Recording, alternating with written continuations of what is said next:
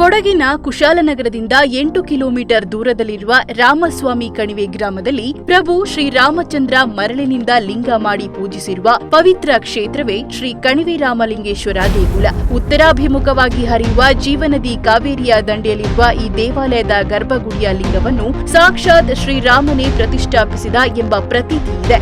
ಭಗವಾನ್ ಶ್ರೀರಾಮನು ಸೀತೆಯನ್ನು ಹುಡುಕಿಕೊಂಡು ಬರುವಾಗ ಕೊಡಗಿನ ರಾಮಪುರದ ಕಣಿವೆಗೂ ಬಂದಿದ್ದ ಎನ್ನಲಾಗಿದೆ. ಇಲ್ಲಿಗೆ ಬರುವಾಗ ಸಂಜೆಯ ಪೂಜಾ ಸಮಯವಾಗಿತ್ತು. ಈಶ್ವರ ಲಿಂಗ ಪೂಜೆ ಮಾಡದೆ ರಾಮ ಮುಂದಿನ ಯಾವುದೇ ಕೆಲಸ ಮಾಡುವಂತೆ ಇರಲಿಲ್ಲ.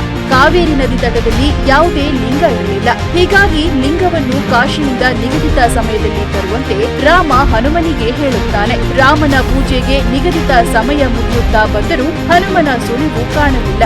ಹೀಗಾಗಿ ರಾಮನೇ ಇಷ್ಟಲಿಂಗವನ್ನು ಮರಳಿನಲ್ಲಿ ಮಾಡಬೇಕಾಯಿತು. ರಾಮ ಲಿಂಗ ಪೂಜೆ ಆರಂಭ ಮಾಡಬೇಕು ಅನ್ನುವಷ್ಟರಲ್ಲಿ ಹನುಮನು ಶಿವಲಿಂಗ ಸಮೇತ ಬಂದ. ಹೀಗೆ 2 ಲಿಂಗಗಳಾದವು. ನದಿ ತಟದಲ್ಲಿ ಇರುವ ಲಿಂಗವನ್ನು ಶ್ರೀರಾಮನು, ಹನುಮ ತಂದಿದ್ದ ಲಿಂಗವನ್ನು ಪಕ್ಕದಲ್ಲಿ ಇರುವ ಗುಡ್ಡದ ಮೇಲೆ ಲಕ್ಷ್ಮಣನು ಸ್ಥಾಪನೆ ಮಾಡಿದರು ಅನ್ನುವ ನಂಬಿಕೆ ಭಕ್ತರದ್ದು. ಶ್ರೀರಾಮ ಮರಳಿನಿಂದ ಶಿವಲಿಂಗವನ್ನು ಪ್ರತಿಷ್ಠಾಪನೆ ಮಾಡಿದ್ದನ್ನು ಇಂದಿಗೂ ನಾವು ಈ ರಾಮಲಿಂಗೇಶ್ವರ ದೇವಾಲಯದಲ್ಲಿ ಕಾಣಬಹುದಾಗಿದೆ. ಇನ್ನು ಈ ಕ್ಷೇತ್ರದಲ್ಲಿ ರಾಮಲಿಂಗೇಶ್ವರ, ಲಕ್ಷ್ಮಣೇಶ್ವರ, ಹರಿಹರೇಶ್ವರ, ಗುಹೇಶ್ವರ, ನಂದೀಶ್ವರ ದೇವಸ್ಥಾನಗಳಿವೆ. ಕಣಿವೆಯನ್ನು ರಾಮಸ್ವಾಮಿ ಕಣಿವೆ ಅಂತಲೂ ದಕ್ಷಿಣ ಕಾಶಿ ಅಂತಲೂ ಕರೆಯುತ್ತಾರೆ. ಟಿಪ್ಪು ಕಾಲದಿಂದಲೂ ಮಾನವ ನಿರ್ಮಿತ ಗುಡ್ಡದಲ್ಲಿ ಹರಿಹರೇಶ್ವರ ದೇವನನ್ನು ಪ್ರತಿಷ್ಠಾಪಿಸಿ ಪೂಜೆ ನೆರವೇರಿಸಲಾಗುತ್ತದೆ.